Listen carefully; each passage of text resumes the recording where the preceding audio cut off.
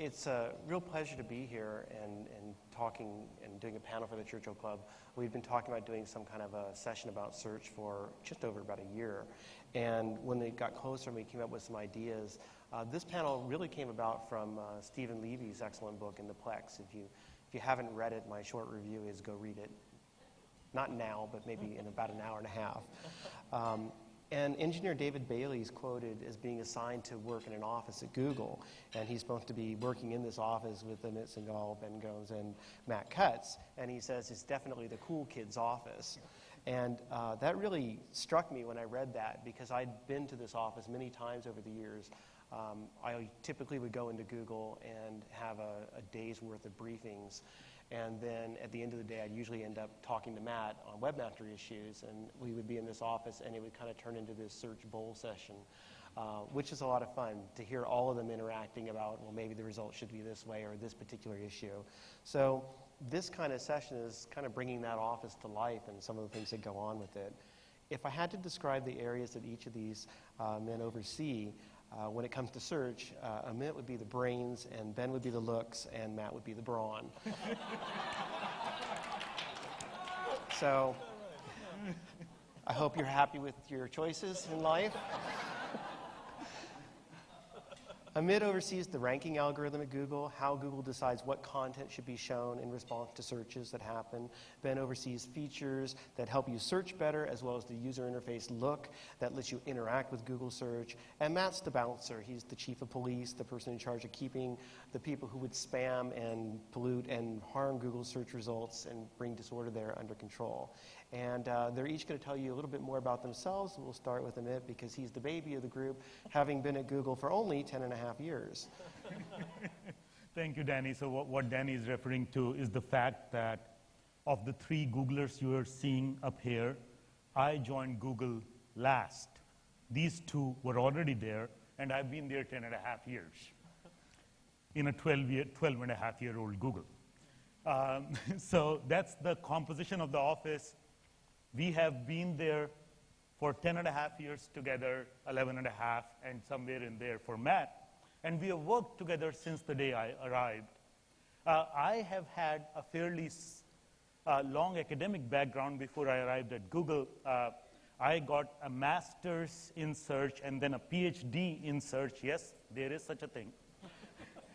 And this is back when it was the sleepy field that librarians used to study. And what computer scientists thought that really wasn't the prestigious thing to do, operating systems or compilers were.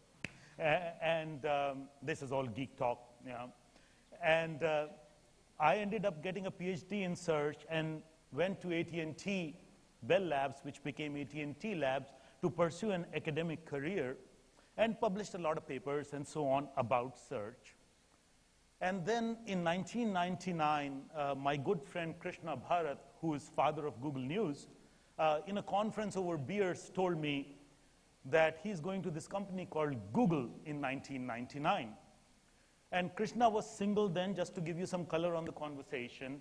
And I and my lovely wife Shilpa was sitting there. We had 1 child and the second one on the way. And I said, Krishna, Google what? It's like, you're single, you can afford to do this. Google schmoogle's all gonna die. I have a family to feed. I work for AT&T. And next year, I was here, working with Krishna and these wonderful people, and the rest is indeed history. Ben. So I think the common thread is Krishna, because I went to high school with Krishna. And we both had chemistry labs at home, and that was our common love, actually, doing chemistry experiments. Now, this is something that both of us being brown-skinned boys don't do in this country anymore. But that was our common thread that we brought from, that our common interest from a long time ago, and both of us went into computer science. And then when we came, he told me he'd interviewed at Google, and there were lots of sharp people there, and it seemed like a fun place to work. I was like, sure, why not interview there too?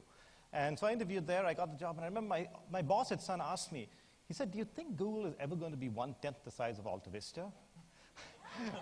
I was like, I'm not sure, But, you know, it looks like a fun place to work. And his boss made fun of me in the group meeting saying, you're going to work for a company that has an exclamation mark in their name. Because Google, if you remember, used to have an exclamation mark. And both of them now work at Google. So, it ended up being, and the scuttlebutt in the Valley at the time was Google had a secret plan because clearly it wasn't search. These are smart guys. There's no business in search. And so I remember when I first joined Google, I asked Urs, who was my boss at the time, Urs Holzler, the VP of engineering, so what really is Google's plan? And when he told me it's search, I was so disappointed. It turned out to work out okay, though. Absolutely. Hey, everybody. My name is Matt, and I was actually a computer graphics guy. I was working on my PhD at the University of North Carolina at Chapel Hill. And yeah, woo, represent a couple to go Tar Heels. And got a job offer to go work for Google in 1999. And my girlfriend at the time said, well, that sounds like a really good opportunity, but you know, I'm not willing to move all the way across the country without a wedding ring. So we actually eloped and drove across the country, took a quick honeymoon, showed up, and the very first project that I got at Google came about because my manager stopped at my cubicle and said, Matt, how do you feel about porn? And I said, well, it depends. Why are you asking exactly? And so they wanted me to write a family-safe version of Google, which is called Safe Search. So I wrote the first version of that. And in the process of doing that, I found out that there are bad people on the internet.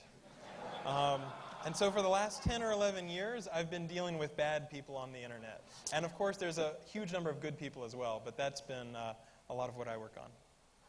And Matt has a cornfield that he can wish those bad people into. You don't want to be one of them.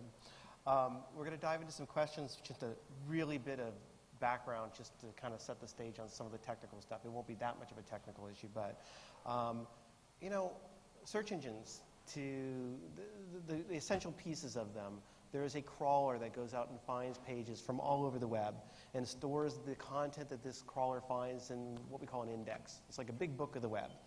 And the crawler is constantly updating this index, keeping all the pages fresh. Some of them visits a lot, maybe every few hours, maybe every few minutes, depending on how frequent that page. Some it goes back as it needs to. Your personal blog, maybe it only needs to drop by once a month.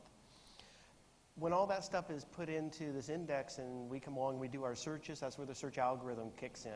And it goes and it flips through that giant book, if you will, and it finds all the pages that it thinks are most relevant and should be shown in response to a search. Now, for me and for others, when you talk about what an ideal search engine should be, and this is how the big search engines have generally operated, they're akin to being a newspaper. You have editorial content that is supposed to represent what somebody feels is sort of a fair, sort of a representation, some of the best kind of stuff that they can put together that is being shown to you independent of any advertising influences or any sponsorship that's going on out there. You know, you can get ads, but they go off to the side just like you might get in a regular newspaper. If you follow through with the newspaper metaphor, search engines have a much more incredibly hard job than a search engine, newspaper. A newspaper will assemble this content each day. They're in their office building. Maybe they're getting phone calls that come in. They're getting story tips or whatever. For a search engine, it's as if they're in the middle of Times Square, and they are surrounded by people shouting things at them, saying, I got a great story for you. I got a great story for you. And some of those are great ideas, but the people don't shout very loudly, and you need to kind of hear better and bring them forward. Some of them shout very loud, and they're terrible ideas. And some people are just purposely being misleading. And in the midst of all this, you have people who are literally just dumping garbage all around where you're working, just junk all over the place. So go out there and come up with some good search listings off of that. With that kind of background, all these things going on, people actively trying to mislead you, people who just don't even understand that when they rendered their entire website built out of, say, Flash, it was kind of hard to read. How do you figure out who to trust, who not to trust? How do you go about that core part of the job, coming up with the right listings? So that's a great summary of how search engines operate, Danny. And imagine you have a book with billions and billions and billions and billions of pages. You do have an index like you have at the end of a book, which says which word appears where. And that's the index, a very similar index that most search engines, including ourselves, build. Now, when you type a query into Google, you give us a few words, and we use that index to find the few most relevant pages for your 2.5, 3-word query.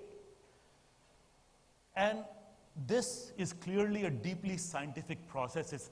It's incredibly hard as a science, has been studied as an academic field for over 40 years. And at its heart, there are simple heuristics. Simple heuristics like, if you said Danny as your query, then a page that contains the word Danny many times is probably more relevant than the page that contains Danny just once. That's the first simple principle of search. And then there are other principles like words like the are not very important, so don't use them as boldly as you would use a word like Danny. And you take such simple principles of how language behaves, and you build algorithms based on those principles in an environment that's the modern web. And that's where the basic description of a search algorithm. Now, clearly in the real world, everyone wants to come up number one for the query Danny Sullivan, and therefore they give us pages which say Danny Sullivan 1,000 times, whereas Danny is so polite, he only uses his name once or twice on his website. So in the real world, all these assumptions, all these principles are challenged like we are fighting through all this complexity to get you Danny's page, which we do get out there. So that's roughly how it works. So we have taken simple principles of how language behaves and coded it into algorithms to return to you what we believe are the most relevant pages on the web. That's the voice of the web according to our algorithms. And in the same way that all good things in moderation, according to the ancient proverb, the first time or two you see Danny Sullivan, that's great. But if you see it a whole bunch, then it starts to turn a lot worse. And so you have to realize that the web is like a giant torture test. People will do crazy things on the web. Any program you write to parse a web page will break by the time you get web pages that are long, that are complicated, people don't close their tables, and also malicious or deceptive people. And so you have to worry about not just ambiguity, like there's a Danny Sullivan who's a race car driver, turns out, but also just people who want to rank for everything. And so it is a really difficult problem, but through those sorts of principles, those computer programs, those algorithms, rather than having a single person saying, I think this ought to be number one, or I like this result for that, it's much more scalable to have the computer programs and say, okay, they can work 24/7, they don't have to sleep, it tends to work a lot better in different languages, all those sorts of things. And I think one of the early insights that Google had was that the link structure of the web was going to be really useful for this. And so the PageRank algorithm, which was at the heart of Google's early search was actually fundamentally leveraging the link structure of the web to actually find out which was the real Danny Sullivan, in addition to all the other things that we were doing. Yeah, so you can imagine when you're going on the web and someone says, click here to go to Danny Sullivan's homepage, that link, hyperlink as we call it, is a tiny recommendation for Danny. And we take these people's voices, which are encoded on these web pages as links, and we have built an algorithm to actually harness the power of the web, these voices of authors who have built this web to build what's Google today. Now, the links especially were the big claim to fame when Google came along. I mean, people had been using links, but you really took it up to a new level. And suddenly you could find this needle in the million-page haystack that was happening. And over this period, if you go back to, say, 2000, it's largely what I'd say is sort of the Google decade. You were this unquestioned leader when it came to search, and that was the gold standard. And then towards the end of last year and through this year, it's been really amazing the amount of attention that's been focused on search quality. We had the sunglasses merchant who the New York Times profiled because he was convinced that because he was such a rotten merchant that all the bad reviews were giving him links that helped him do better. We had complaints that people were saying that, wow, I've written this content, somebody has simply copied it or scraped it and put it on their own website, and now they're outranking me. I'm the originator. You're not finding my original content. There were concerns that what's been dubbed content farms. I won't get into the debate about what those are, but people were concerned that there were these content farm things and they were flooding Google with low-quality listings. And then suddenly it seemed like there was this turn that, oh, well, Google is just terrible and all your results are, are junk. And you've reacted to that with a series of updates and a series of changes. The merchant prompted this unprecedented 5-day shift in your algorithm that I'd never seen happen so quickly. You've had other updates on the scrapers. Probably the most talked about thing had been this Panda update. Google often gives nicknames to when they make these algorithm changes. The most recent algorithm change they had was nicknamed Panda. And so you're making these changes. How do you decide what's broken, how to fix it, and assess whether or not your fixes are working? So this is a very good question. And the heart of Danny's question is, how do you decide if I should change my algorithm in this direction, and is that the right change or not? And what we do at Google is that we have a few principles on which we operate this search team. And the first and the foremost principle that we have put in place is do what's best for the user. And once you use that principle and develop science, then to measure what's best for the user to the best of scientists' ability. I've been a scientist in this field for 20 years. Ben and Matt have worked here for almost a dozen now. So what we have done internally is developed very rigorous scientific methodology to evaluate if turning our algorithm right is a good thing or turning it left is a good thing, and by how much is it going to do a good thing for the users or not. And it would be really good to set up the context of the team, how we operate. Let me just use a very, very simple example of how search progresses. And I'm going to use a dumb example to just prove a point. Suppose one day an engineer walks up to me and says, Amit, I'm going to promote all pages that have pink background. Matt says, no, blue background's better, okay? So now what does this engineer do with this idea? The engineer goes and writes an algorithm that incorporates his or her idea, which either promotes pink pages or promotes blue pages, depending on who won the argument in our office. Okay, that's usually Matt.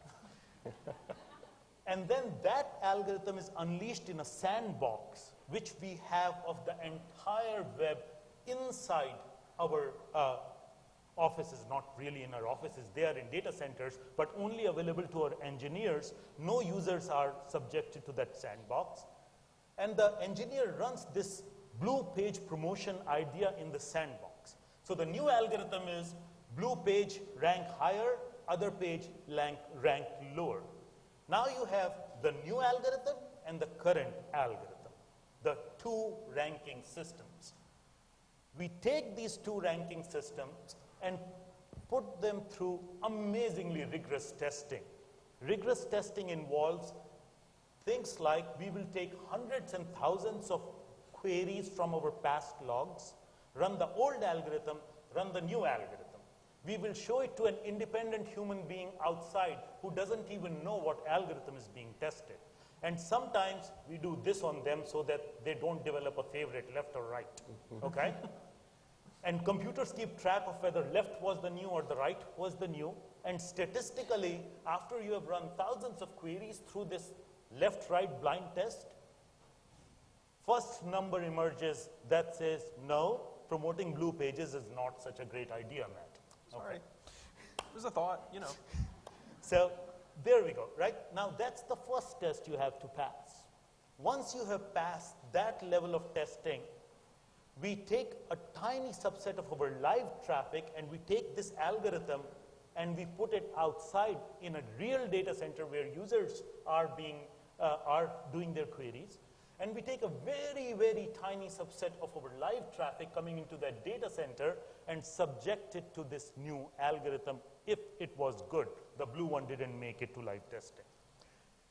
And if users are now liking the new algorithm, where their liking is described by they are clicking much higher in the ranks in that, relevant documents are ranking higher, and they are spending less time searching through results and clicking on multiple results, they find the right result quickly with speed, then the new algorithm is better.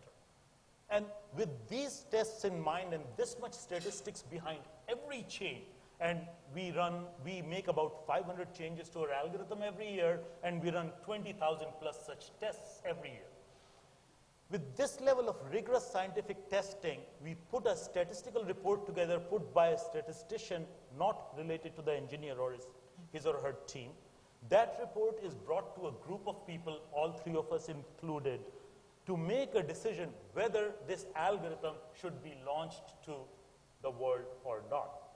And in that committee, which you may have read about in Stephen's books and articles, is where a whole lot of debate happens. It's not just these two numbers that will force you to launch something. There are many more considerations that go into launching a system, like, is it good for the web ecosystem at large? Would it benefit authors? Would it benefit high quality content? Would it keep our system simple so that we can maintain it much longer? And with all these considerations put together, that committee says, yes, we should launch this or not. Hey, what did I miss? Very good description. And there's a couple things you might not realize. One is that there is no way to change a computer program, to change how Google ranks and scores things, that's going to be perfect, that's going to make every single query better, right? Because we get over 1 billion queries a day. And if you get hundreds of millions of queries, you could make 500 of them great and only one worse, but you're never going to make all of them better. So there's always this tension, there's always this trade-off where you're trying to have the goals of the best results for users, the best quality, helping the web ecosystem. And then there has to be room for intuition and experience. So for example, I work on spam, that's people who try to cheat. And it's definitely the case that users often click on spam because they see something that looks enticing. Oh, this is what I looked for. And so we've seen examples where one person will click on the same spammer 8 times in a row. And you just want to, how can you do that? After 7 times, you couldn't tell this was not good stuff?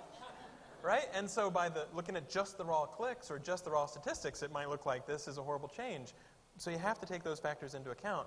But absolutely, the statistics and those launch reports carry so much weight because they've built up this intuition about what are good changes and what are not as good for users. And in some ways, this allows us to move a lot. This is essential for us moving faster, because if you don't know that you're making progress, you can constantly end up second-guessing yourself and so on. So being very rigorous is essential to our speed of moving fast. So we're constantly sure that we're doing the best thing we can for users at any given point. And we go through the same kind of rigor for interface changes too, because those are sometimes even more complex to evaluate because there are more moving parts in the system. So the live experimentation and so on, and there we augmented with user studies where we have a usability lab where we watch people use the product and make sure that it actually works in practice while watching users. But they also go to the same level of rigor for all of the interface changes that we make. So that's a long way of saying we are in the process of scientifically determining what's the best thing for the user. This measurement in itself is a science. We are at the cutting edge of that science, and that science is evolving as well. But to the best of science's ability to predict whether a change is good for a user or not, we use that science to make changes to Google. I'll come back in a bit to the determining of the relevancy and if you've got it right. But Matt, I want to pick up on what you mentioned on the spamming. I mean, you are in this hostile environment. In fact, what's the conference that you have? It's like information retrieval. Yes. You had information retrieval, which was a science where people would be like, how do we get our stuff out of the LexisNexis database nobody's mentioning? And then you have like these hostile information retrieval. Yes, there's an entire conference called Adversarial Information Retrieval. Yeah, so it's where the goals change because the people are trying to cheat and deceive you. Yeah. So you're in this environment. How do you measure up what's wrong? How do you prevent getting the wrong person? You just said that you've got people who will maybe click 8 times on a spam thing. You have to use some intuition, but then some people may click 8 times on the right thing. So Sure. how do How do you do that? Absolutely. So we try to provide very clear guidelines. If you search on Google for quality guidelines, we actually have instructions for publishers and webmasters about the sorts of things that are good and the sorts of things that are not as good. And hopefully they make sense, because we want to judge the same page that a user sees. And so by that principle, you shouldn't hide white text on a white background. You shouldn't show us a page about cartoons and then show hardcore porn to users. You know, things that you would think would be intuitive, right?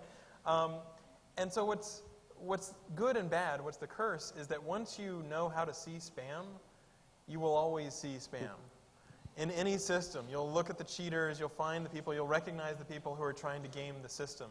And the nice thing is that most of the time it's very clear. Spammers tend to be lazy, and they tend to go all the way out and try to get as much traffic as possible, as quickly as possible, and that leaves some footprints in some ways that you can spot. And what's tricky is when people, get more towards that gray zone. So, for example, we have this category of stuff that we call web spam, and we have very clear guidelines. And some of the stuff that happened in the last year regarding content farms was stuff that you might consider just outside of the guidelines. They didn't necessarily keyword stuff. They didn't necessarily do something horribly bad for users, but it was still really low quality content that regular people would complain about. And so by just stepping barely outside that zone, it fell between the cracks for a little while. And the nice thing about Google is that by being in the same office, you can turn around and you can say, hey, is this your job or is this my job? Is your guy? Oh, okay, we'll tackle this. Okay, and that has worked very well. It's amazing how at Google there's also the concept of a war room. We try not to go for big war-like metaphors, but that one actually dates back a long time ago. And whenever you have a crisis, you say, okay, get everybody in the same room. And that makes such a difference for collaboration, such a difference for teamwork, because if somebody is a minute away, you might walk 3 or 4 times a day to check in with them. But if they are in the same room, or you can see through the glass walls, and our offices have glass walls at Google, you can see if they're at their desk. You can walk right over to them. You can see whether they're looking unhappy looking at their computer, and so you can say, hey, is something broken? Do we need to fix something? And that really does make a big difference in productivity as well. Now, we just recently, Mercury News had this article about, hey, I've been penalized by Google and I've had this big network and I didn't even know it happened.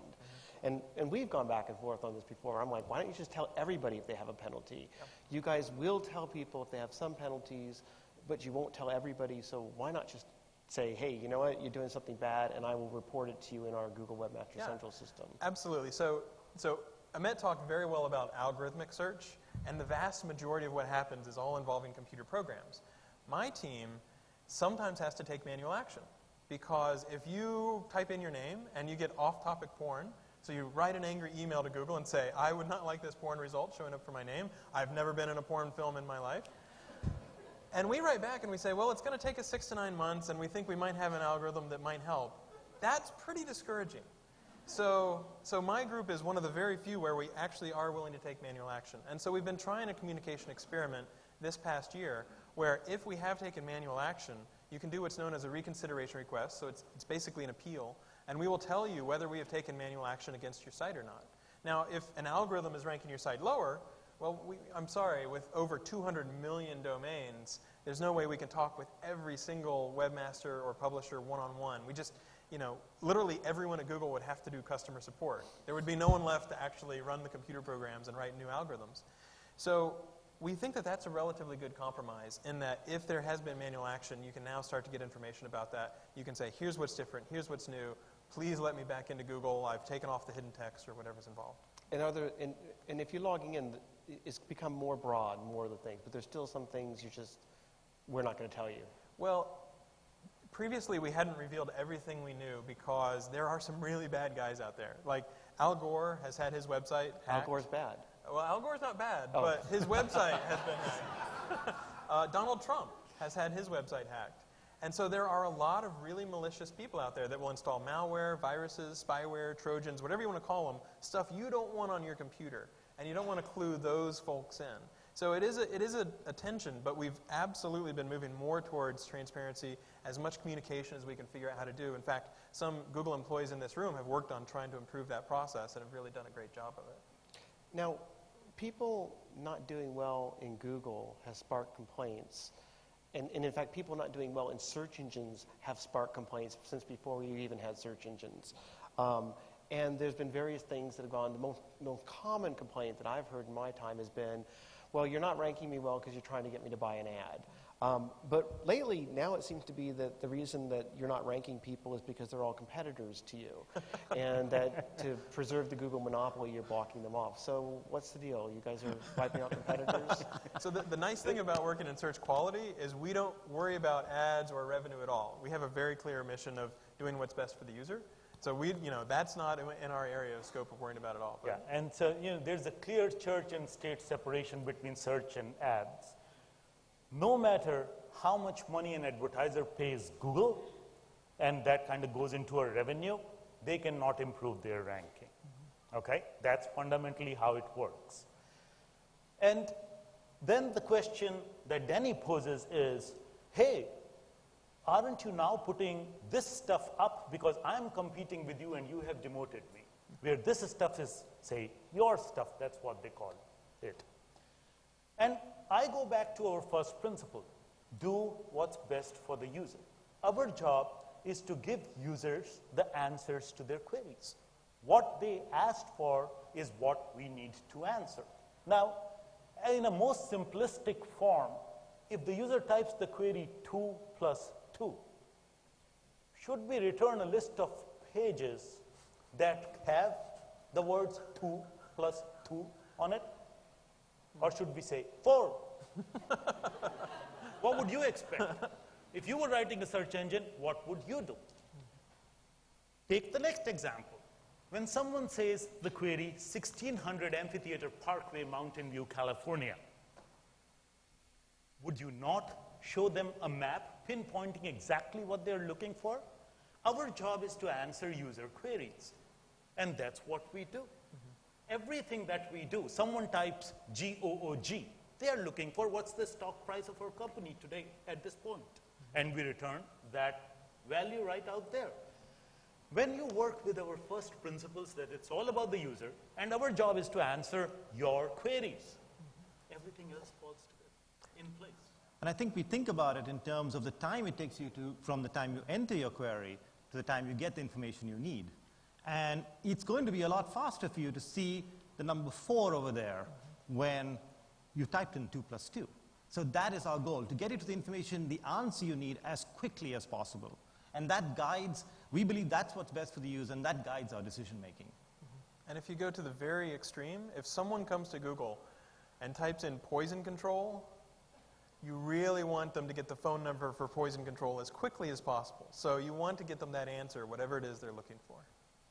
So that gives, that gives an answer to some of the direct answers, and then you get into this issue of people saying, well, I just did a shopping search, and instead of you showing me instead of you listing a bunch of shopping search engines, you're sending me into Google Shopping or Google Product Search. So now you're just trying to keep yourself there.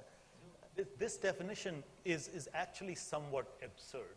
If you look at Google Product Search that you're talking about, Danny, it takes pages out there on the web. It's just a search. It indexes them.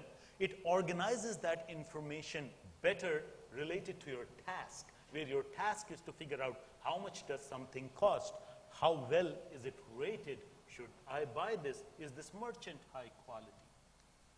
And Google Product Search takes information that's out there on the web, and merchants can feed it to us for free. For free. There's no charge to anyone who is in Google Product Search. They can feed us their prices, their availability, and so on. And at the same time, they can tell us what web pages they're selling that item on. So Google Product Search is just a different lens or a different interface on search that's far more effective for query at hand. And yes, indeed, we send users to that interface from where they can do their research and go to that merchant and complete their transaction. In the end, they're still going to Amazon or whatever merchants are. So, I think calling, you can squint at it hard enough and say, this is Google's own stuff, when the truth is, it's all the pages out there on the web and merchants out there on the web feeding us information for free. Well, and Danny, you had actually made a really neat graphic a few years ago, because at one point, you might do a search for Tom Cruise, and then if you want a picture of Tom Cruise, you'd have to click on a tab, images. And if someone types in sunset or daffodil or roses, you might have learned over time that people actually want pictures of a sunset or daffodil or roses. And so Danny had made up a cool graphic that was like Google in 2015 with like tabs all over the place. Look for people, look for whatever. And really what people want is they just want to type something in and get something useful back out. And they don't want to have, like, which of the 32 different options of lenses do you want to search through? So. Now, if you go to, say, the purest form of a search engine, to me it's that I've done the search, I've clicked, and I've gone outbound. And so from the search engine to a destination, and that the search engine itself is not a destination. And when you talk about, like, with shopping search, when I've heard these arguments, most of them don't hold up with me because I think, oh, yes, Google sent you from Google to Google Shopping, wherein you still left Google Shopping and went to a destination merchant. But you get these tricky issues where Google actually hosts content and indeed becomes a destination. Cases like Google Books or Google Places, where you're aggregating and consolidating a lot of information. So if I do a search, rather than going outbound to the merchant, I may go to the places. And perhaps the best example of this is YouTube, where I do a search, maybe I'm going to get a YouTube video that's coming up, and you are a destination. So there's inherent conflicts in that. How do you deal with that? How do you deal with those conflicts? So, we deal with our conflicts with the same first principle that we have ever had. Test, experiment, scientifically test, and make sure all your changes are good for the users. And once you have that principle in place, and you're designing your result page, because our job is to return a result page that's really, really valuable for the query, you're designing your result page and testing it extensively. Then for the query evolution of dance, you would see, yes, evolution of dance site, and yes, you will see some YouTube videos as well, because that's what the users are looking for. So we keep going back to our first principle. Whenever a conflict arises, we go back to our first principle. Is this good for our users? If it is, we do it. Yeah, and at the same time, it makes perfect sense. So, I remember Alta Vista used to be where you would search for a person's name like Jeff Dean, and it would say, buy Jeff Dean on eBay. Right? And you couldn't really buy people on eBay, so it wasn't a very good thing for the user experience. If we were always showing something, like every single time we showed a result from Google Books, that would be really annoying. So we know it's not in Google's best interests to annoy users, to do things that are bad for users, because then they get turned off. There's plenty of other places to go and get information online. But as these other things have expanded, have you ever thought, I wish we didn't have that, because my life would be simpler, because then I wouldn't have to deal with these kinds of questions. No, we like your questioning, Danny. That's fine. But fundamentally, right, every time we build something, say maps, it was the most innovative product when we launched Google Maps. The first product that allowed you to scroll the map in using Ajax technology at the time. Everyone else followed suit to the degree that now if you land at a page which has an embedded image of a map, you try scrolling it right there.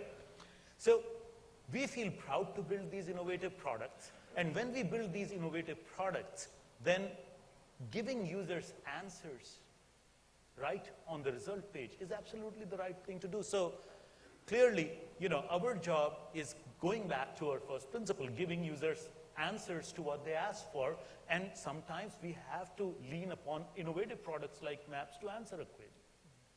And I think a core part of our competency is actually ranking a variety of these different information sources, right? I mean, it started with PDF. When from the first time we started crawling PDFs in like 2000, PDFs are long documents, and so they can begin to dominate all the results. And so as soon as we started crawling PDFs, we saw results full of PDFs, and so we had to deal with this issue of heterogeneous content there. Hey, and how did we deal with that?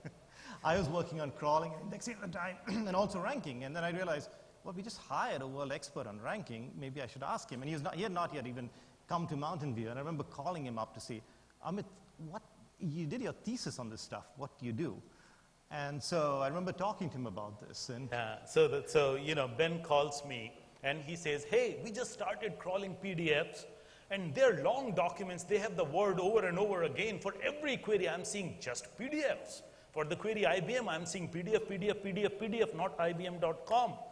And you have written a dissertation on how to deal with varying document lengths in search systems. And I had joined Google in its New York office back in 2000.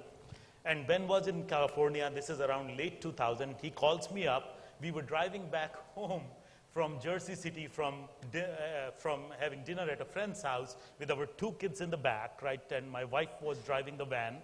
And I'm talking to him over the phone, solving, giving him formulas that basically solve the document length problem. And at the same time, like trying to keep the kids quiet, take it easy, guys. It'll be okay, it's fine, right? To the degree that we didn't pay attention to what was happening to the car, and we ran out of gas and had to call a tow truck. So maybe focus matters a lot. Yeah. Whenever you're trying to figure out these apples and oranges and how to blend. Yeah. Matt, you alluded to this earlier, but you don't manually control the rankings. If there's results that are showing up there, it's all down to the algorithm, with the exception of a tiny little experiment that we won't get into right now. But you just haven't done that, so things show up. And there have been times when, the best example, I think, was one of the first examples where you would do a search for Jew, and you got this site called Jew Watch that came up that was a sort of a hate site. And people were like, how can you allow this? And in the end, you left it up. And this goes on all the time. There are these things here that a lot of people would have a consensus of saying, this sucks. You shouldn't be listing that. Why don't you take it out? So why don't you take it out? So let me take that, right? Danny is referring to a principle that we have held dear to us in our search team, which is that we would not manually promote, demote, or remove results, even if our judgment is saying our algorithms are doing the wrong thing. The extreme case in point was query Jew. When someone did that query, it made all of us tremendously sad to see our algorithms fail by putting an anti-Semitic site at number 1. We were in pain. We were really, really hurt by this. This is not what our principles are as individuals, as a team, as a company. And people said, why don't you just blacklist that site and get rid of it?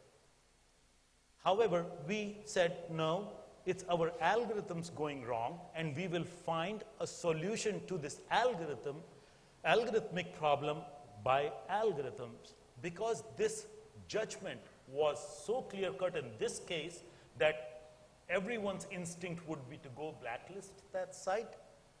But in real world, not everything is such black and white. There are lots of slippery slopes. There have been many other queries where various interested parties have wanted us to shoot results out of Google's search result. And one such query is Scientology, where we have both perspective return in our top 2 or 3 results, and clearly one group doesn't want the other perspective to be there. If we start intervening manually, first of all, we would make such arbitrary judgments.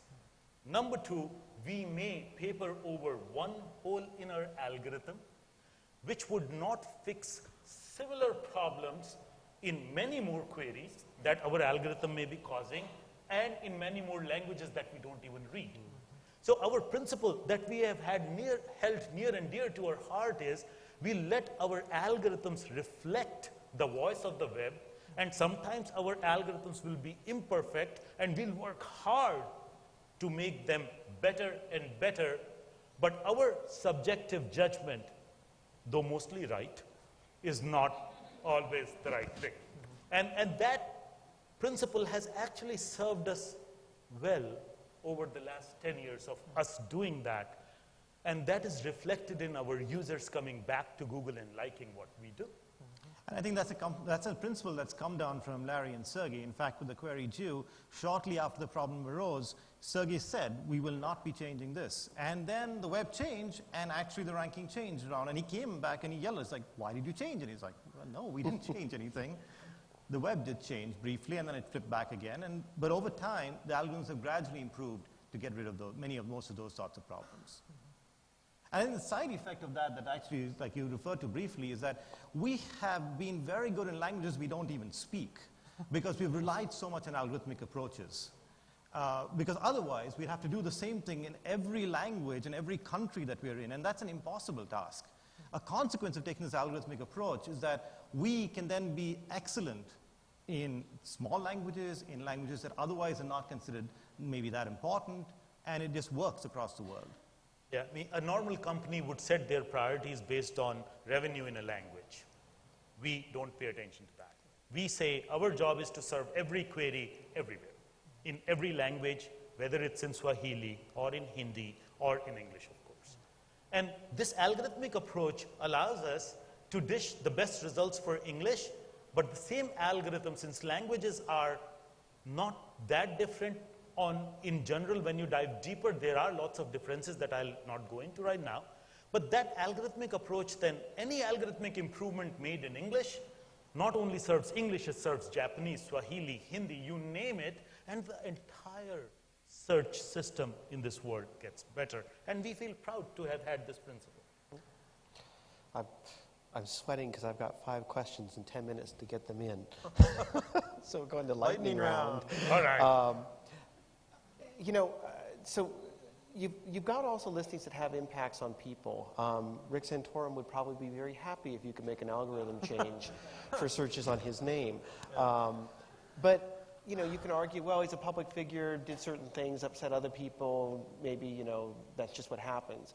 But you've got people who are not public figures, who are not known in any way, do searches on, say, their names, and they go, I can't believe this thing's coming up, and it needs to go away, this is terrible. So why not let them take that stuff out? And It's a tough call because it's a slippery slope, right? Whenever you're faced with a he said, she said sort of situation, you really don't have the time or the staffing or the judgment to be able to make the right call in every single situation.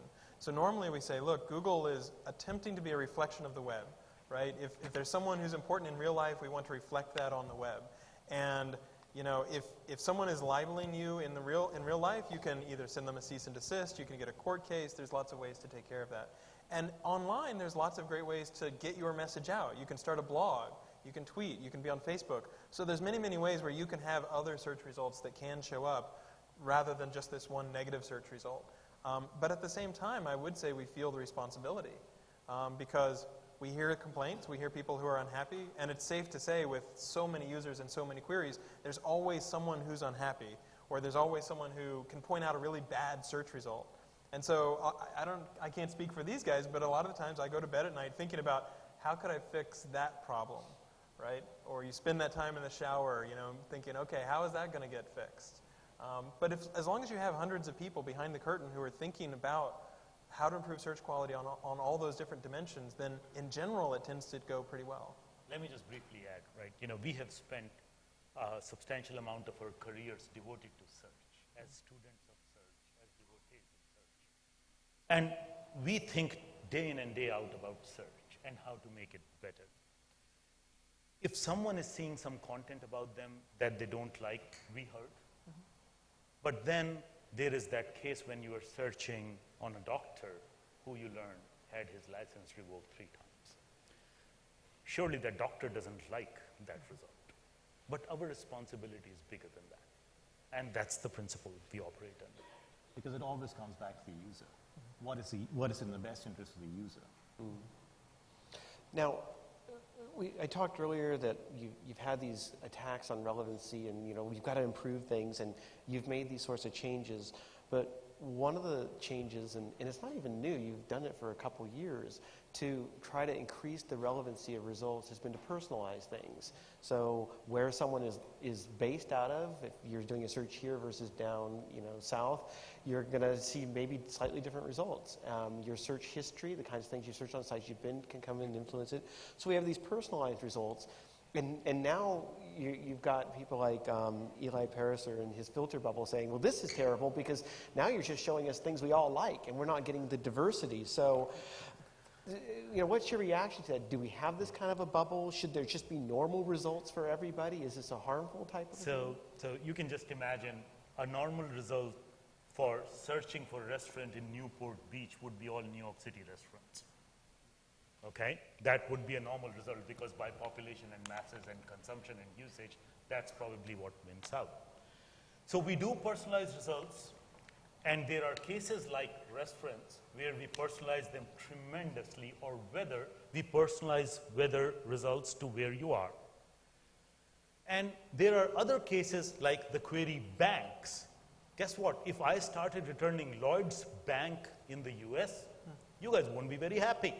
Or if I return Bank of America in the UK, they'll say something snarky about us. So there is that level of personalization which makes results tremendously relevant.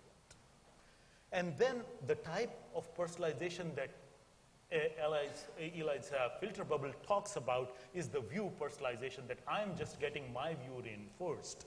And the truth in search is that we are returning relevant results, but our algorithms are so finely balanced to return some relevant results for you and some results that have the opposing point of view, as you have seen time and time again with the controversies that we just talked about, that our algorithms are tremendously balanced to give you a mix of what you want and what the world voice says you should at least know. I can give you a personal example. The query Lords, you guys are thinking Dungeons and Dragons and swords and whatnot, but I'm an Indian who loves cricket, okay? And there's this cricket ground in London, the Lords. For me, that's the first result. However, all the swords and Dungeons and Dragons are right there, number 2 and 3, and that's, I would say, is an ideal page for me. Cool. I'll go with you on that. Speak a little cricket. I'm going through a Sophie's choice of which question to throw away. You don't. You all go. I got 2, and then we'll go into the Q&A. We should make it fit.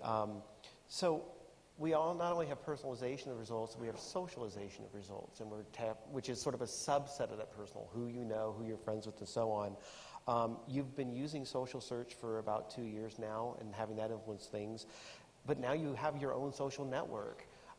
So how is that going to have an impact, in particular Google Plus and the +1 system on the search results that people are seeing? That's a very good question. So Google was a pioneer in launching social search. We were the first one to launch it. We are based upon who you know. We can bring their recommendations to right top of your search results sometimes, or we can just bring them to your attention. And this is great, because if I'm searching for a plumber or a locksmith, I would much rather have these businesses reviewed by one of you who I trust, as opposed to the New York Times Square problem of everyone yelling, I'm the best locksmith, please hire me. So social search is a great advance in search technology. And social search is based upon who knows who and who knows about what. And when you put these two things together, a very powerful system emerges. You basically marry the real world, how the real world functions, into search. And that search is more relevant because we can bring to you experts, and sometimes experts and friends you may know, who may know something about what you want to know. And that's a much better system than it is today. With Google Plus, we would indeed, Google Plus has been a very successful system. We are very excited about it.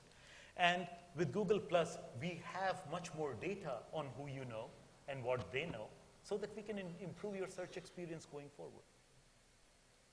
Have you notched up the social dial a bit since it's launched? We experiment all the time with numerous things. It's early days, but I mean, it's pretty exciting that's Google for to look at the potential of how well this might work over time. So. Okay, I'll squeeze in this last thing, and then we'll go to the Q&A. And also, because we also want to talk about some of the team building stuff, I want to catch you after the end of the Q&A, come back to you about some of the things that have helped you as you started as a team of 10 people around a ping pong table. Yes. And now you've got hundreds of people all over the place, and yet you still make it together. So we want some ideas on what people can take from that. But Ben, you had mentioned a statistic when we were talking, something like 2 humans only agree on relevancy 80% of the time, and that in fact, I think you had said this, maybe he said it, and that if it was a year later and I showed you the same set of results that a year before you had rated, you'd only agree with yourself 80% of the time. So how do you know if you're relevant? I mean, you mentioned the humans and things that are out there, but can anybody know, and can we independently assess whether or not you're getting it right when you make these kinds of assumptions of this algo tweak will make everything better. Yeah, no, let me go to a sports analogy. Yes. In soccer, you have tens of games in a season, and if you lose 2, you're out. In baseball, you have 160 plus games in a season, and winning or losing a single game isn't really going to determine whether you'll make it to the World Series. Just look at our Giants. And what we do is, by giving thousands of queries, and each query to multiple human beings, we can statistically measure the inter-human being agreement on relevance that you mentioned, which is around 80% in general. I say this is relevant, with 80% probability he will say this is relevant. So we can measure that and incorporate that inter-human agreement into our deep scientific measurement that I've talked about. And once you know that, then you can bring up statistical tests to say, have I run enough samples through to definitively say with 95% confidence, things like t-tests and so on, that the new system is indeed better. Does it skew a bit? Because you ask these people who are not experts on the things that they're searching for to tell you whether or not they think things are relevant. So. But time and time again, this 80% statistics holds up. So for your query, I'm 80% accurate. Thus, for my query, you are 80% accurate. And just knowing that and incorporating it into our evaluation formula allows us to do the right thing. And the live data actually we have huge volumes of live data, even when we do tiny experiments, right? And so there, you can really make use of strong statistical techniques to make sure you're getting the answer right. And there, the person who's looking has the real information need. And so you get to a much closer a good determination of whether they are being satisfied.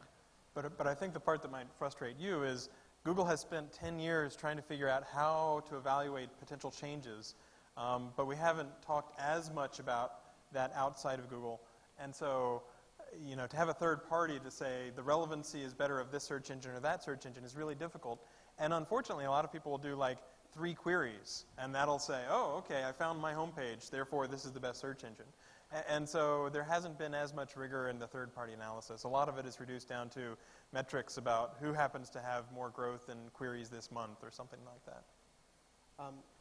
Okay, we're going to go to the open Q&A, and I'm also going to ask you about where you think things will be in 5 years from now when we get to the end of that too. So I'll save like the last 5 minutes there. If you have a problem with ranking on Google, if you could move to this side of the room, and we'll get those questions to you. So we have our first question over here. Okay. In the last year or two, I've seen more and more of what I'll call type ahead, where Google attempts to finish my typed query. And I think I've seen search ahead, where I actually get results, before I've hit return. Can you comment on, how that's worked from your perspective and where it's going? Oh, yeah, so we started doing Google autocomplete about 4 or 5 years ago. And the idea there is that we still think of the search process in terms of the time from you having an information need to the time you're seeing the information you want. And so autocomplete actually helps you formulate the query, because if you get the query formulation wrong, if you've got a spelling mistake, if you've got the wrong words, it's very hard for you to get into the right information, right? So autocomplete was the first step in helping you formulate your query and essentially greasing the rails to your answer. Now, the second step is the best way you can evaluate whether this is the right query is if you can see the results. So our idea behind Google Instant was to begin to show you the results as you type. So you can begin to evaluate whether your partial query is what you wanted. And we find that people get relevant results well before they've finished, several seconds before they finish typing their query. And so we are seeing a lot of benefit to users from actually showing them results early. And we've been very, very pleased with sort of the impact it has on the time it takes for users to get the information they want. Ben is being modest. He led Google Instant. And Google Instant has been a huge success for us. We are very proud of what we have done there. Yeah. And in fact, Google kind of obsesses about speed to the point where we just launched something where if we really think it's likely that you'll click on the #1 result, then we might pre-fetch that, pre-render it. So by the time you click on that result, it shows up instantly. You don't even have to wait for that to download. So there's hundreds of people at Google thinking about every aspect of the search session, And how can we like give you bionic arms to search faster and bionic brains and all this sort of stuff? And the goal is to get you to what you want as quickly as possible. Yeah, they didn't buy my Google helmet idea with electrodes. One day. Next question.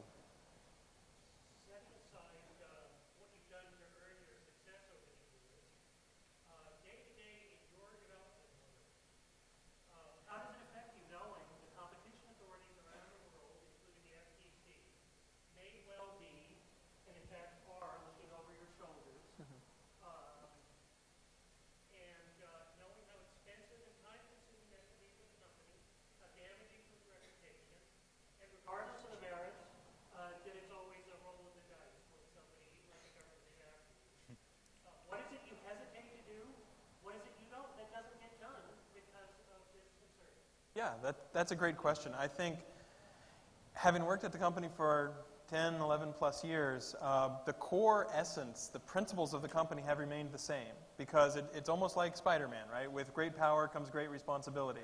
And I like to think that we've operated with the idea that someone could be watching over our shoulder and tried to make the right decisions all along. Now, you're right, it can be a roll of the dice. And so some of the things that we've been doing are trying to educate people how to search work. You know, what are the different policies? So, for example, we've made over 450 different videos that talk about common questions and answers.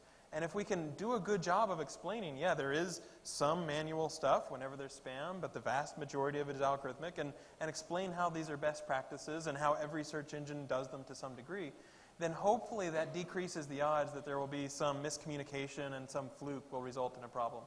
We have a very good legal team, and they think a lot about all of these issues.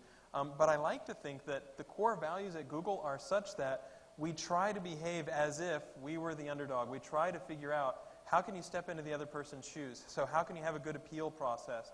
How can you scale up on communicating? How can you scale up on transparency and communication?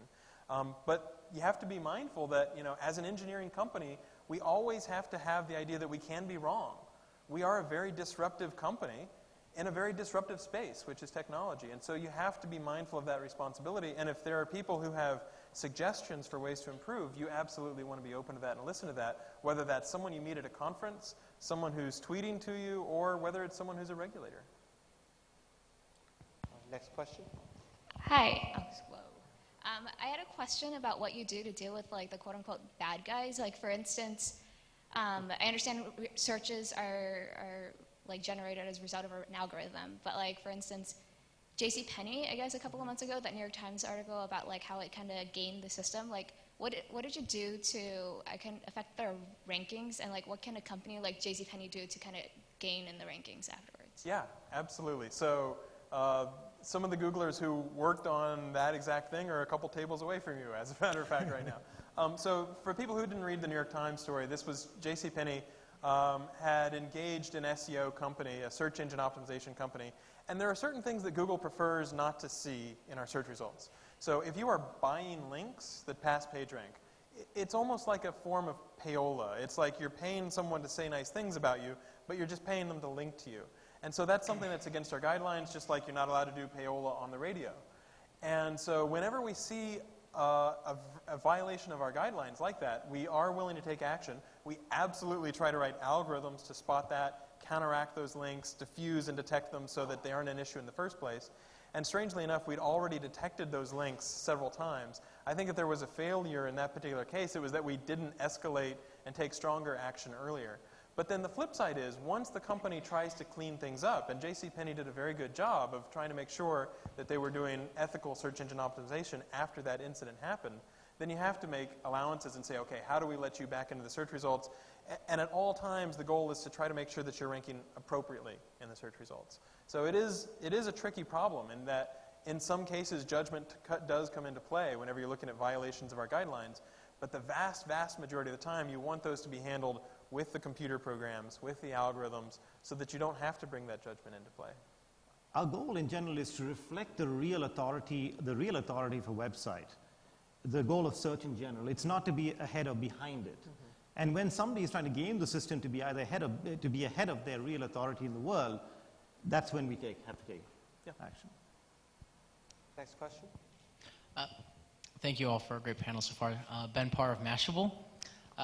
So you had this product, this cool product called Google Real-Time Search, where you could be searching, getting real-time updates and feeds through Twitter, Facebook, etc.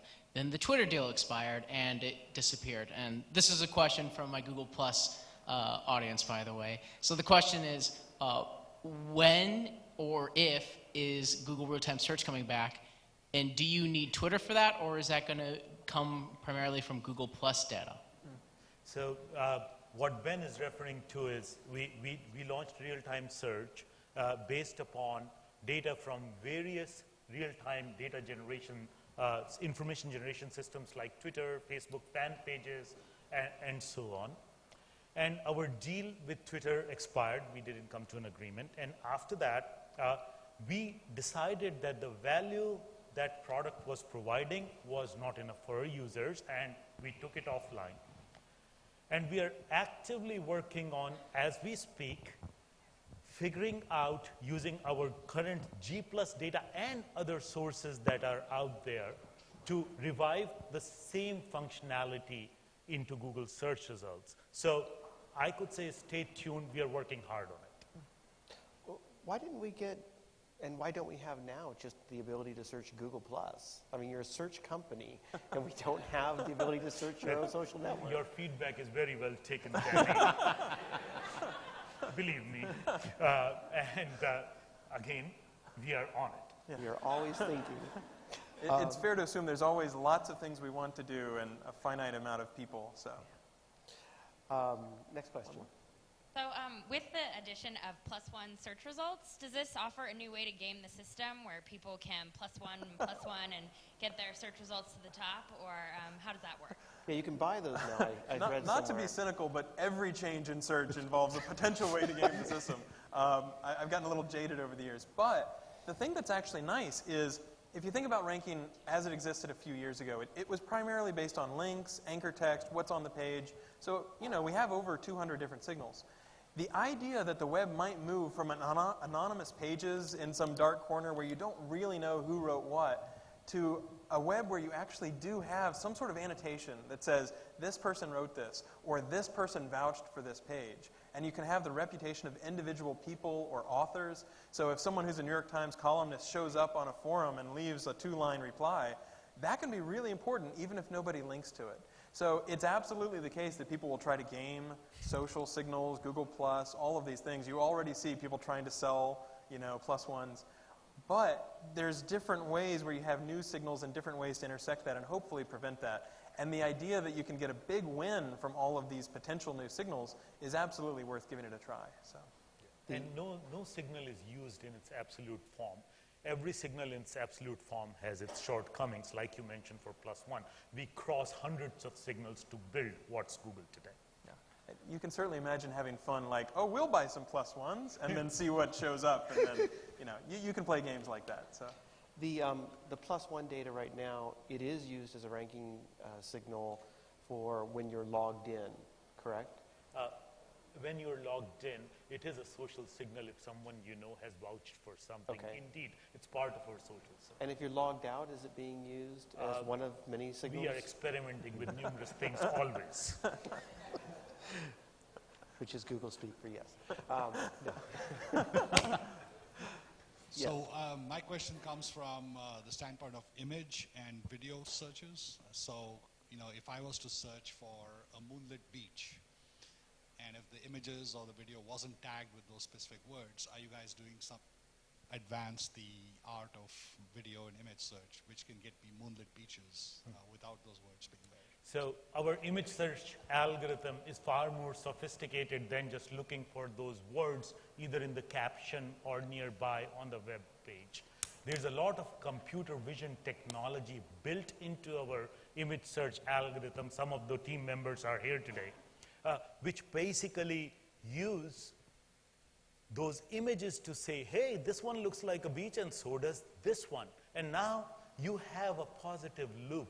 You can find some great images of beaches, and then you can find some other images of beaches that didn't really say beach or didn't say beach with the same density as our algorithms would have liked. So it's a good question. We use A lot of that technology, it works very well, and we're constantly improving it. As you saw with our most recent launch of search by image, an image comes to you, you say, oh, what's that? You just drop it into Google image search, and guess what? With very high likelihood, we'll find it for you what you're looking at, using the same vision algorithms. Next question. Hey, I come from the mobile industry, and I'm sure that mobile phones have different kinds of search queries. I'd be interested in a comment on that. But the next thing that we think is coming is machine-to-machine mobile communication, and I'm wondering if you're preparing for machines to be generating queries in that way, and do you think, how different do you think machine queries will be than people-generated queries? Well, I think the first point is not actually that accurate. The mobile query stream is getting to be more and more like the web query stream. When it was a while back, it was different. When phones were really slow, when interfaces were not full web browsers, the query stream was very different. But today, it's gradually approaching exactly the same distribution as the desktop query stream. And so, to answer that part of the question, I think actually the things are much more similar than you think. Yeah, and let me also add to that part of the question, with the innovations that we have made at Google with things like voice search, where it's hard to type on a mobile phone, so we gave you voice search, amazingly accurate voice search, and we start seeing human beings behaving the same way as they behave on desktop. I would say that on mobile devices, we still get somewhat more local-oriented queries, what's near me. And for that, we have launched numerous innovations, like on Google's homepage itself. There's a list of hot things you can do. There's like restaurants, coffee shops, and so on and so forth. So mobile query stream is actually reflecting what users need, which means it's coming closer to the natural distribution of queries. And mobile has been a great success for Google with all the innovations that the search team has made in mobile, not only by voice search, but things like our buttons are more touchable on a mobile interface. Our maps are far more designed for this tiny interface. We have done immense amount of work on mobile, and that reflects in our success in mobile. Now, the question about machine-to-machine searching right now, we haven't observed that much of it happening. And I think once that system picks up, we would have to analyze how that looks. But in an ideal world of search for me, search would be so accurate that you can just type a query, and the machine should assume that the search engine, the other machine, would answer it correctly, and then build a whole ecosystem on top of that platform. And that's our dream platform that we are building together. Next question. This may be a follow-up on the bionic arm question or a comment there, which is, I've heard people in Google talk about searchless search, which I interpret to mean that maybe you can even take the personalization to the extent of anticipating what the user might want without even typing a query. So I'm curious about your points of view on that, and what are the challenges that poses to you? Yeah, so it's a great question, because this kind of technology is what we as kids dream of, right? A computer would tell you what to do. And the truth maybe not is, tell you what to do, but help suggest. you understand what might be possible, maybe. And the truth is, first of all, right, you can see that in a future that's possible based on pieces that we already have, you can build systems where a computer can help you tremendously in making you a far more efficient human being. So, my phone already has my calendar. It knows when I'm free. It has my to-do list, which says I have to buy a baseball mitt. And it has a map based on Google Local of all the places that sell. And it knows where I am. So it's not too far out there that you can imagine that computer can gently prompt me, hey, please do pick a baseball mitt. You are 3 minutes away from Sports Authority right there, and you have 30 minutes free on your calendar. And by the way, it's kind of annoying I have to have, yes, it would be nice.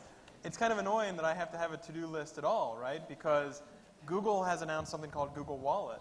And wouldn't it be great if you could go to the grocery store and you could buy things with your Google Wallet? All you do is you tap to pay.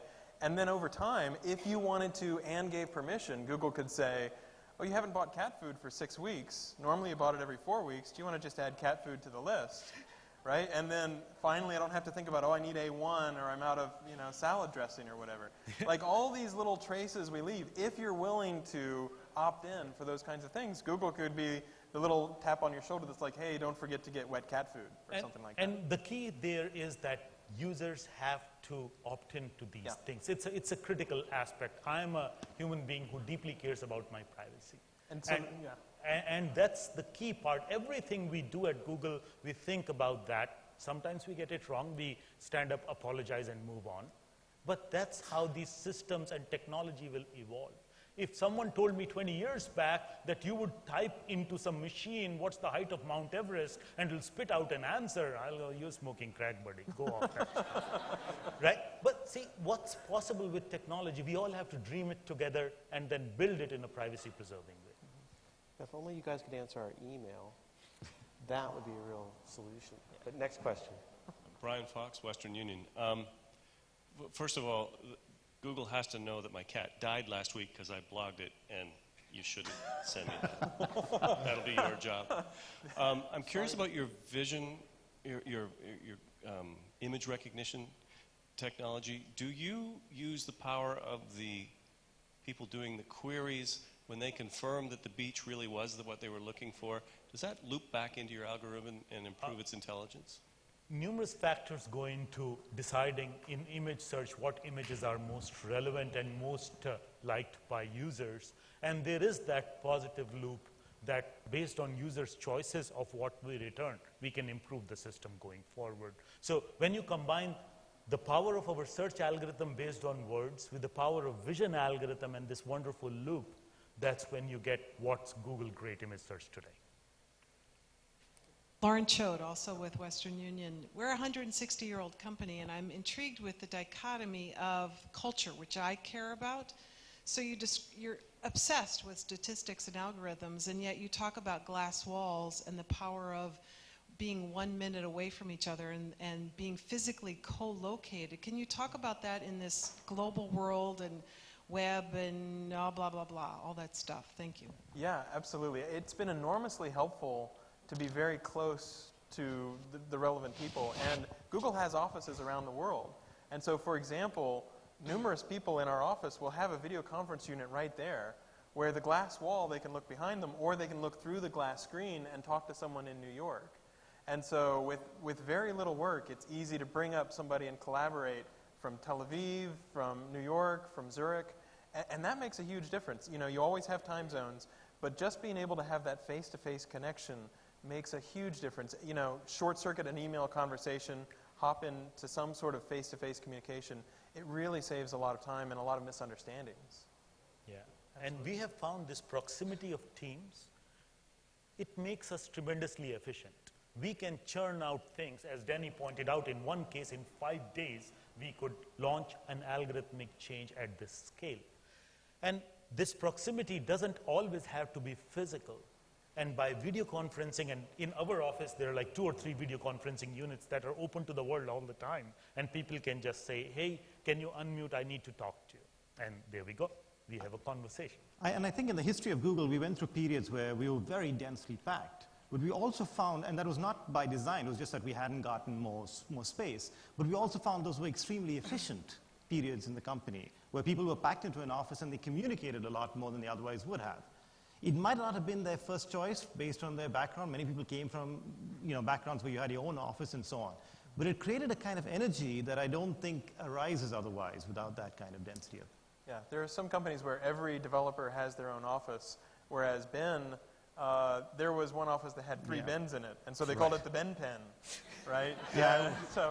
But it really does make a difference to be able to just turn around, and we have all these cues, right? You can do heavy-duty video conferencing. You can do a Hangout in Google Plus now. You can do Google Chat. And there's these cues that are subtle that are like, well, I'm red, but you can interrupt me if it's really, really important, all the way down to email and meetings and those sorts of things. So having that spectrum to be able to choose what's best to get in touch with someone, whether it's something that's a quick hit, 20 seconds, or a half-hour meeting, that really makes a big difference in terms of being able to collaborate. In the early days, we used to say we pack them tight and give them deodorant. And that's how it works. And we've got time for one more question. So, Shailesh from Citrix. So thanks to the panel for wonderful insights into the search. So my question is about when I do my search, most of the times I get results back saying that 20,000 results in 2 seconds or so. But thanks to your excellent algorithms and principles, first 2-3 links I get my results many times. So why bother spending time for finding and searching for the 19,000 plus results and giving it to us? Can't you save time there? Now, so you have seen that number sometime appear on Google's result page that says we have 20,000 or 200,000 results. But the truth indeed is what Shailesh said, that if you haven't found what you're looking for in the top 2 or 3 results, which shouldn't happen that often, or you can send us mail, then really going down further is not that useful. It's just that our algorithms do compute numbers for all those results, and so we give the user an indication of how much there is, but that doesn't mean you have to read 20,000 and feel pained about that. I think in some ways it's a historic artifact. There was a time when, like, when you did a misspelling, you would get much fewer results in the real query, right? And so people used to use it as an indicator. It's no longer true today. We correct your spelling and so on, but it's a historic artifact that has, I think, a little bit of nostalgic value for us too. And by the way, I'll give you one tip, which is that it is an estimate. It's not an exact count. Yeah. So if you ever notice, we only give 3 significant digits when we guess how many results there are. That's a little cue to let you know it's not really 982,000. It's roughly 982,000. So. And I'm grimacing because I know I can still do a search where I should be getting a smaller number, but I actually get a bigger number. Right. So. It's a rough estimate.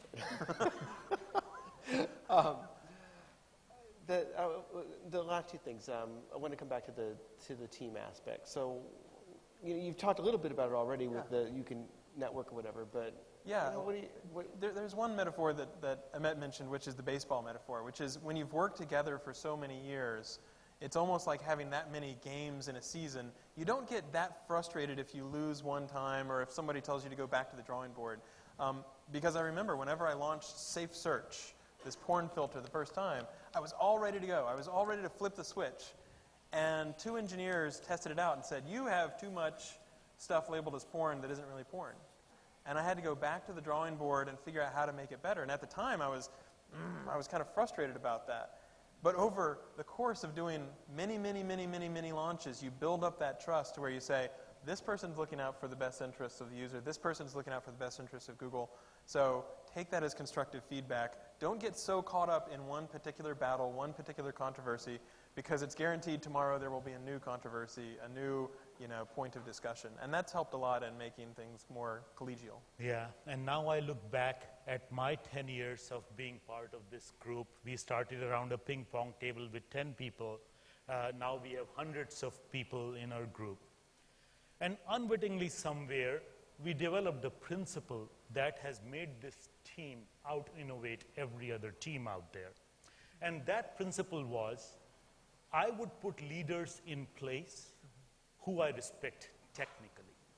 So the entire management hierarchy of the group is built of people like ourselves who were engineers, wrote code, can understand what an engineer is going through, their happiness, their pain. The entire group hierarchy is built from people who have worked in the group for many years. Hundreds of people report to us now, but everyone who reports to us has managers who have been there many years. The whole group leadership is built of purely technical people with deep technical knowledge about search and deep understanding of what goes into this innovation machine that is Google. And that we just put in place early on because I couldn't find enough people to manage people as the group was growing. So I said, why don't, Matt, you manage 10 people. Okay, so Matt got 10 people, and then Ben, you managed 20 people. And that's how we grew the group. And it has served us very well. This is a lesson in leadership that we have all learned in retrospect. We weren't designing for this, but it so happened that if you are in the innovation space, you need to make sure that your leaders are so technical that everyone that works for those leaders respects them as technical people. And that has worked very well. And I think all our leaders all stay with technical titles, and they think of themselves as first and foremost engineers, as we do too, right? Even though they do a lot of management and so on, their self-perception is as technical engineers. Can I just say, by the way, your title is Software senior. engineer. Are you senior or are you just still Principal? software? Yeah. Principal engineer. And your title is? Google Fellow. And your title is? My title is also Google Fellow. Which pretty much has nothing to do with what you actually do. But at Google, you can get anything you want printed on your business card. Literally, they do not care.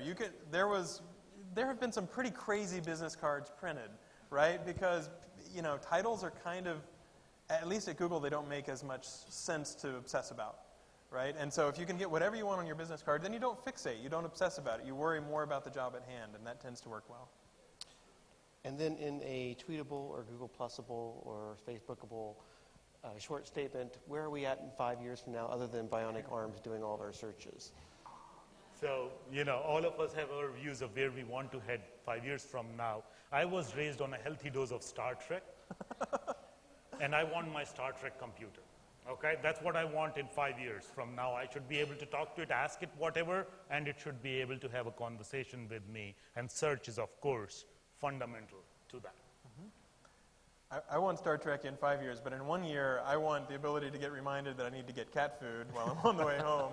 And also the ability, Google voice recognition has gotten very good, and it can't be that much harder to make a well-punctuated email. So I want to be able to do my email while I'm driving home, I'm talking maybe at a stoplight or whatever, and have it look as if I have very carefully crafted it by typing.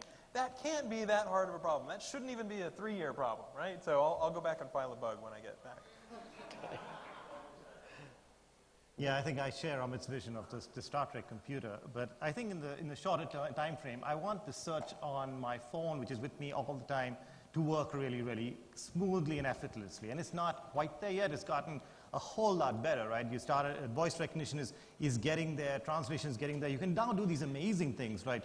Like you can take a photograph. I was in South America recently, and I was at a restaurant with Spanish menus, right? I took a photograph of the menu, and with image recognition and translation, I could then translate the menu into English. I was like, wow, that's amazing. And it's sort of you can sort of see where you're going to go, but you're not there yet. And I want that reality to become, completely fluid, completely reliable, so that people all over the world can actually, communicate and get information really easily. And I think this matters not just here, but particularly in other parts of the world where people don't have as easy access to information, right? Where people in India and people in Africa and people in the third world really have access to this information the way that we take for granted in many ways today. And they have access, and I think that will empower their lives, and I think that will change the world in many ways. So let me communicate our enthusiasm for search by saying, I feel like a kid going to candy store every morning, and you haven't seen nothing yet. Yep.